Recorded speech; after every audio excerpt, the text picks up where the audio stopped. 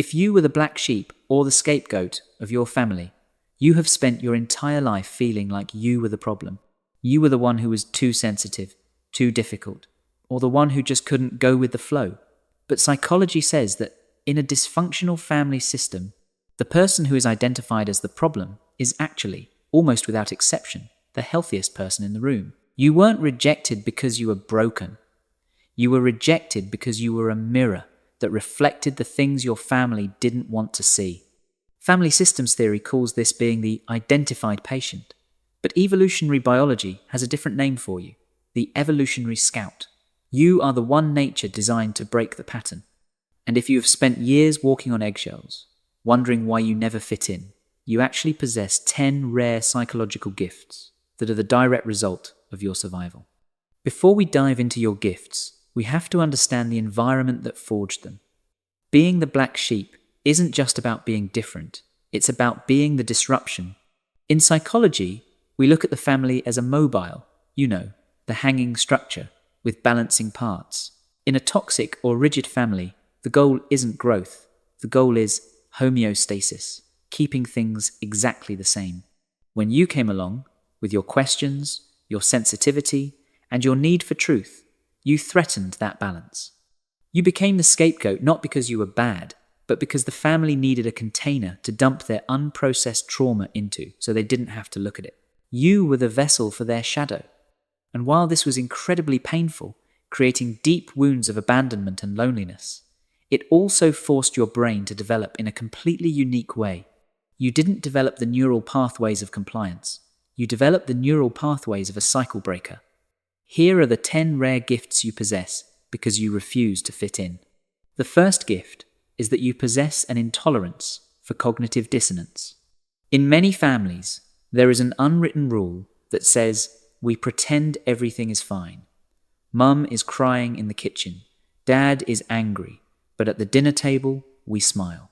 This creates cognitive dissonance, a conflict between what you see and what you are told. Most children learn to suppress their reality to survive. They agree with the lie to stay safe. But you couldn't do it. You are what psychologists call a truth teller. Your brain has a physiological reaction to inauthenticity. When people are fake, or when there is an elephant in the room, you feel it in your body. You might have been punished for talking back or starting drama. But in reality, you were just pointing out what was actually happening. This gift means that as an adult, you are immune to gaslighting.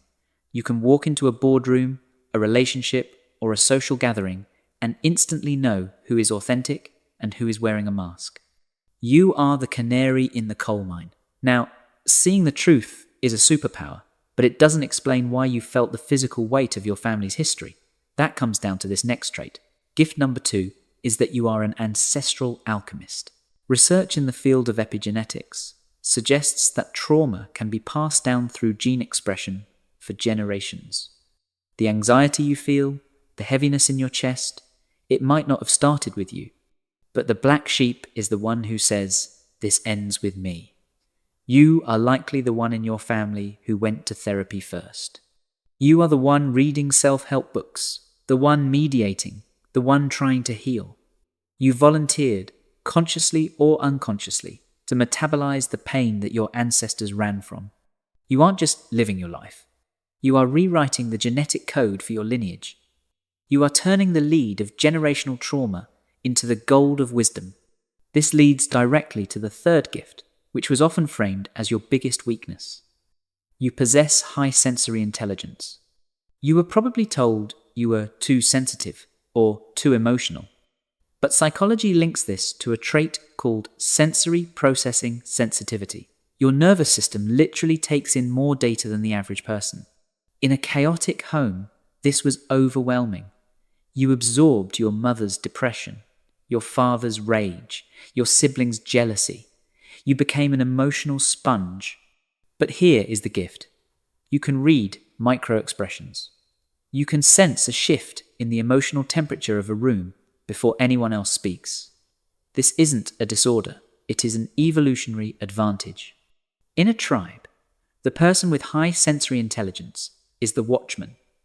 You are the one who senses the storm coming. Your sensitivity is actually a sophisticated data collection system that makes you an incredible leader, healer, and friend. But having a sensitive heart doesn't mean you are soft. In fact, it usually results in a spine of steel regarding this next trait. Gift number 4 is justice sensitivity. If you were the black sheep, you likely have a visceral, physical reaction to injustice. You cannot stand to see the underdog bullied. You cannot stand unfairness. This comes from being on the receiving end of power imbalances. You know what it feels like to be voiceless.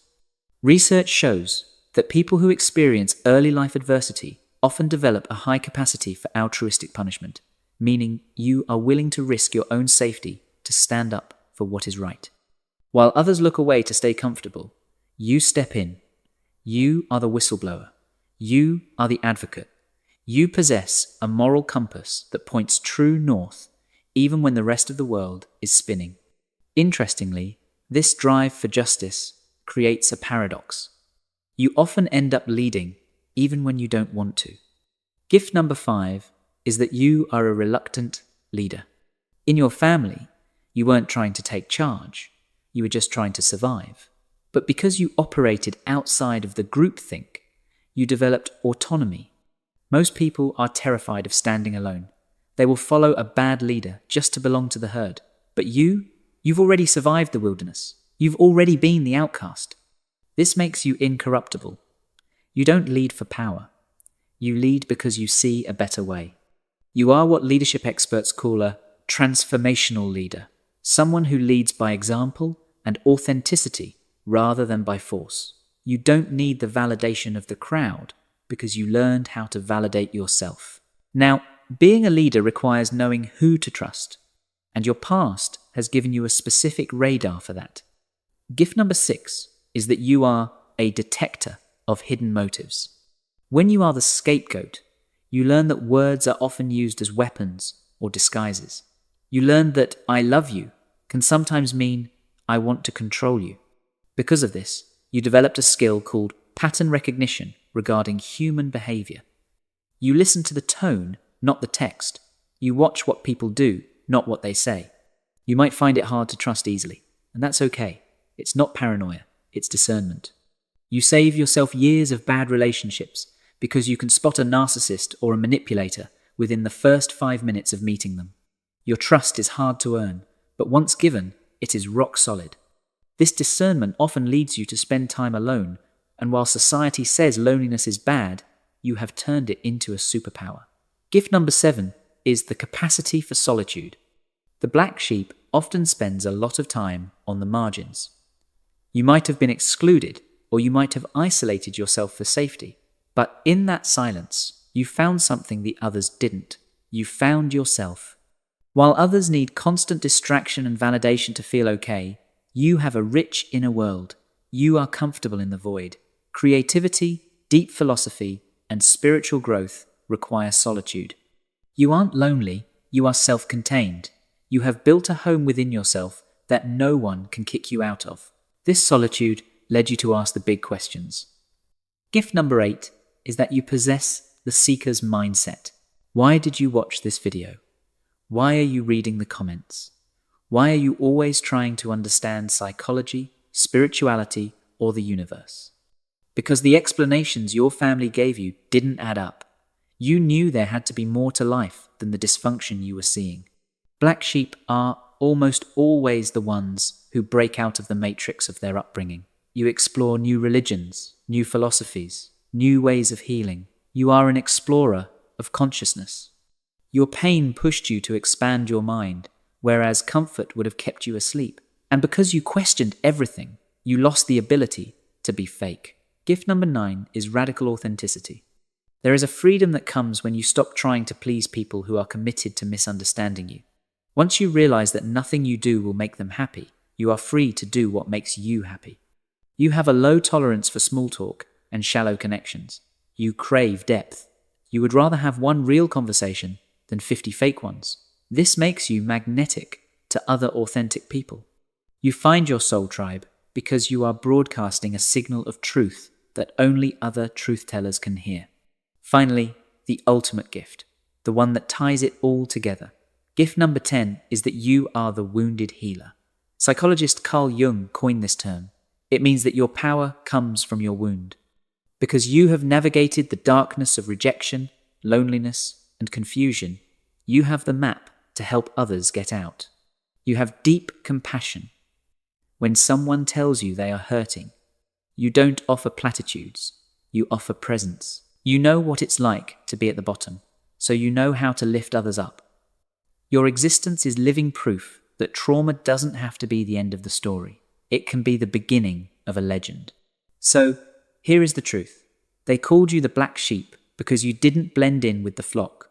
But sheep are herd animals. They follow blindly. You were never a sheep. You were a wolf, or a lion, or a dragon, trying to squeeze into a sheep's costume to make everyone else feel comfortable. You were the evolutionary scout sent to your family to say, this pattern stops here. It was a heavy burden, yes, but it forged you into a rare, resilient, and powerful human being. You didn't break the family. The family was broken, and you were the only one brave enough to notice. If you are the cycle breaker, drop a heart or a star emoji in the comments to signal to the others that we are not alone.